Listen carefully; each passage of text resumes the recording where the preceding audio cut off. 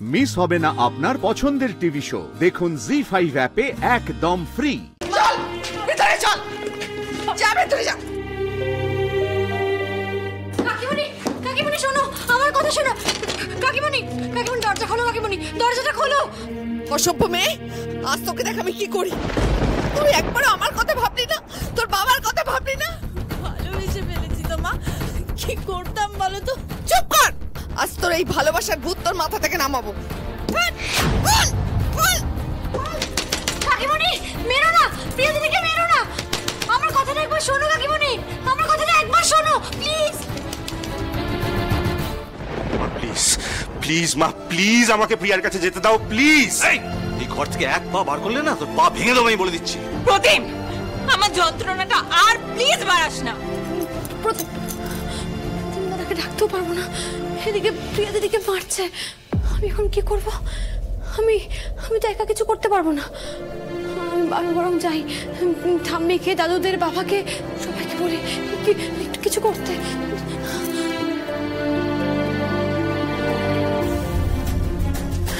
ঠাম্মি, ঠাম্মি প্রিয়া দিদির ঘরে যাও। ঠাম্মি, কাকিমণি প্রিয়া দিদিকে খুব বকাবকি করছে, হয়তো মারছেও। তুমি একবার যাও না, একবার যাও না, প্রিয়া দিদিকে বাঁচাও। ঠাম্মি, ছোট দাদু, কাকিমণি। তোমার সাথে আমার কোনো কথা নেই শ্যামলী, এ ব্যাপারে আর বিরক্ত না করলেই খুশি হব। একবার যাও না বড়দাদু, খুব বকছে। অন্যায় করেছে, মায়েরা শাসন করছে, আমি তার মধ্যে গিয়ে কি করি বল? অন্যায় করেনি প্রিয়া দিদি, প্রিয়া দিদি শুধুমাত্র ভালোবেসেছে, অন্যায় কোথায় করলো? সব ভালোবাসাকে কি আর মান্যতা দেওয়া যায় রে মা?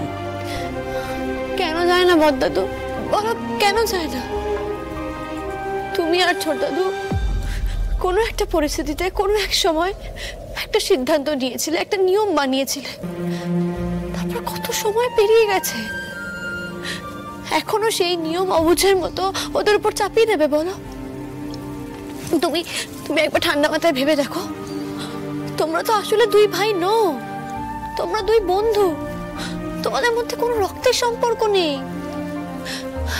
তোমরা দুই বন্ধু হয়ে এই বাড়িতে রয়ে গেছো। আচ্ছা তুমি বলো না, তোমরা দুজন যদি এক বাড়িতে না থাকতে, আলাদা বাড়িতে থাকতে, তাহলে তো তুমি সবার আগে চাইতে যে তোমার প্রাণের বন্ধু নাতির সঙ্গে তোমার নাতির বিয়েটা হোক, চাইতে তো।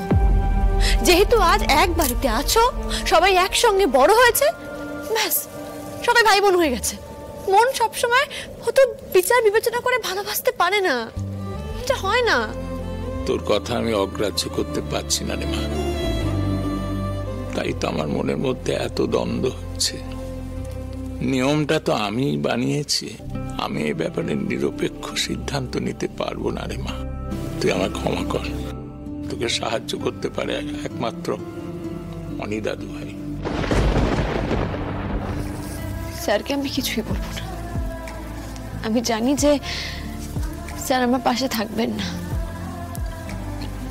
বুঝবেনই না। কি করবো মহেশা? জি5 ডাউনলোড করুন আর সব এপিসোড দেখুন একদম ফ্রি।